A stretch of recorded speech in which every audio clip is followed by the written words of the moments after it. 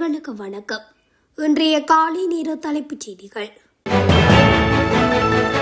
நாட்டின் போக்குவரத்து கட்டமைப்பை மிகவும் வினைத்திறன் மிக்க, பாதுகாப்பான மற்றும் நவீன தொழில்நுட்பத்துடனான போக்குவரத்து சேவையாக மாற்றி பொதுமக்களுக்கு கௌரவமான மற்றும் நம்பகமான சேவையை வழங்குவதற்காக முழு போக்குவரத்து கட்டமைப்பிலும் விரைவான மாற்றம் ஏற்பட வேண்டும் என ஜனாதிபதி அனுரகுமார திசாநாயக்க சுட்டிக்காட்டினார்.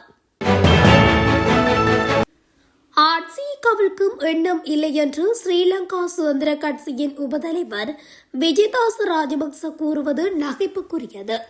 மக்களால் பலமான ஆணையுடன் தேர்ந்தெடுக்கப்பட்ட இந்த அரசை யாராலும் அவ்வளவு எளிதாக அசைக்க முடியாது என்பதை அவர்கள் புரிந்து கொள்ள வேண்டும் என அமைச்சர் நலிந்த ஜேதிச தெரிவித்துள்ளார்.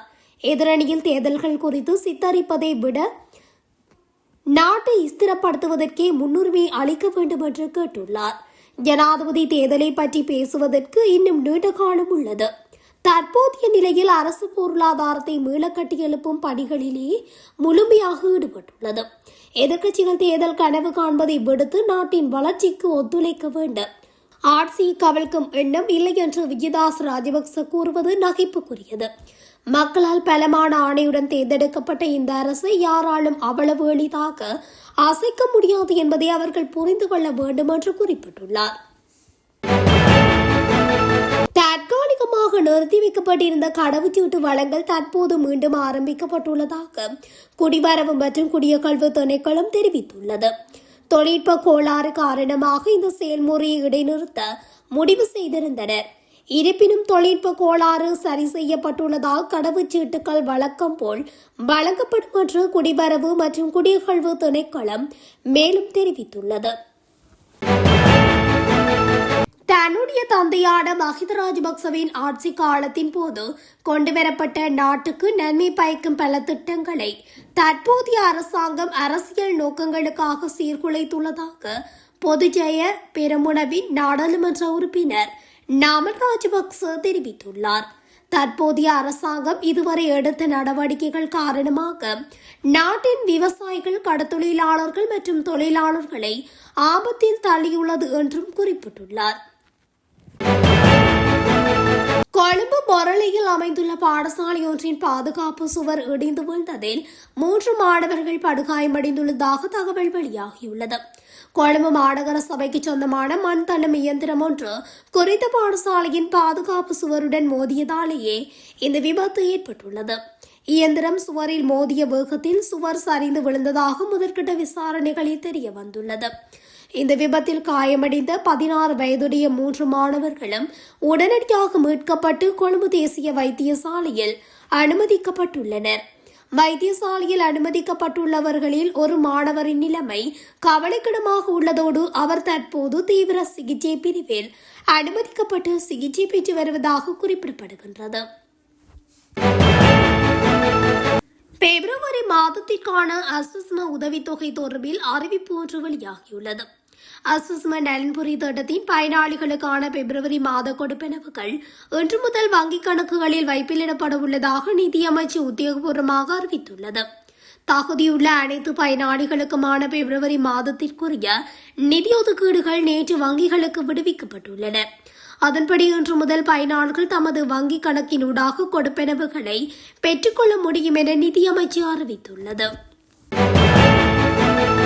வர்த்தக கப்பல் பாதுகாப்பு குழுக்களுக்கு வசதிகளை வழங்கும் நடவடிக்கைகள் மூலம் இலங்கை கடற்படை ஈட்டிய வருமானம் குறித்து தகவல் வெளியாகியுள்ளது.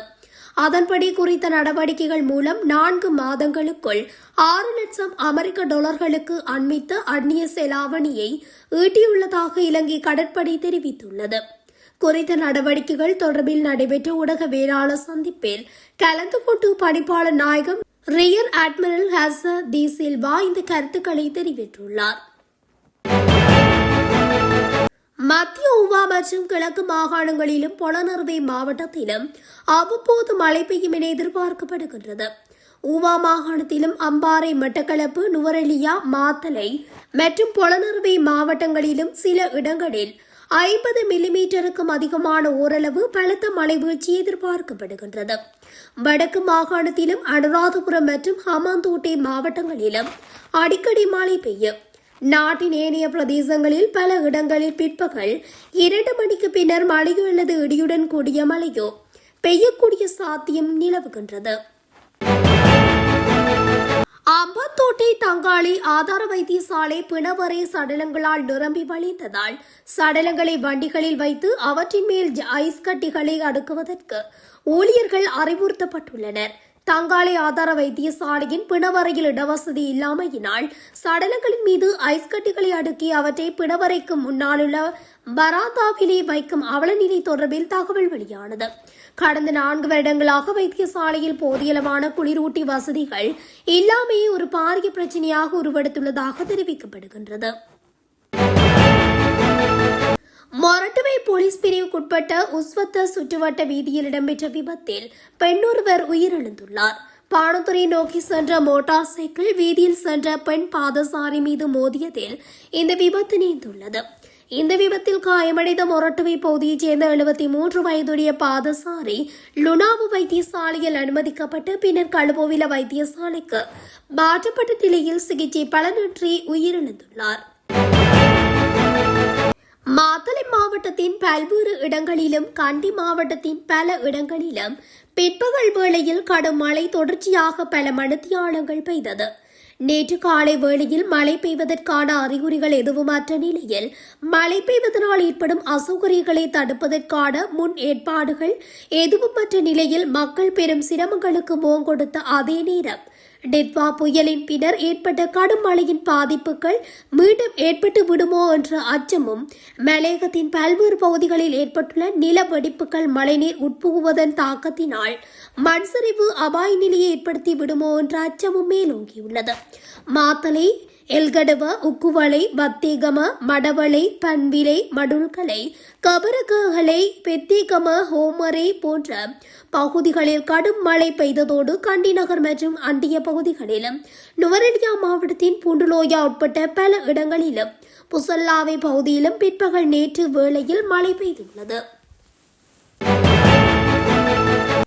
முன்னாள் காவல்துறை அதிபர் தேசப்பந்து தென்னகோனின் நியமனத்தை சவாலுக்குட்படுத்தி தாக்கல் செய்யப்பட்டிருந்த அடிப்படை உரிமை மீறல் மனுக்கள் மீதான விசாரணையை நிறைவு செய்வதற்கு தீர்மானிக்கப்பட்டுள்ளது. இந்த வழக்கு தொடர்பில் உயர்நீதிமன்றம் நேற்று இந்த தீர்மானத்தை எடுத்துள்ளதாக தெரிவிக்கப்படுகின்றது.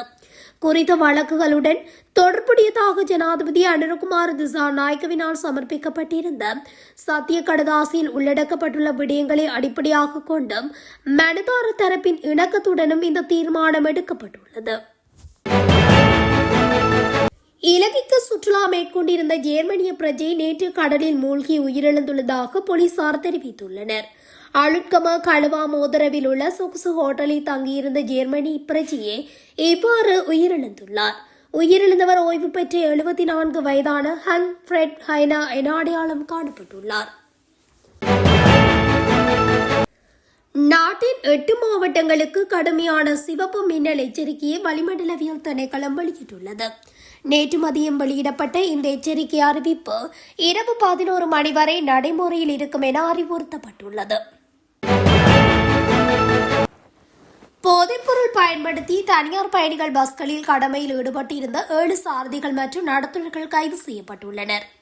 பிலியந்தலை பிரதான பஸ் நிலையத்தில் இருந்து பயணத்தை ஆரம்பிக்கும் மற்றும் பிலியந்தலை நகரினூடாக பயணிக்கும் தனியார் பஸ்களின் சாரதிகள் மற்றும் நடத்துனர்களே எவ்வாறு கைது செய்யப்பட்டுள்ளனர்.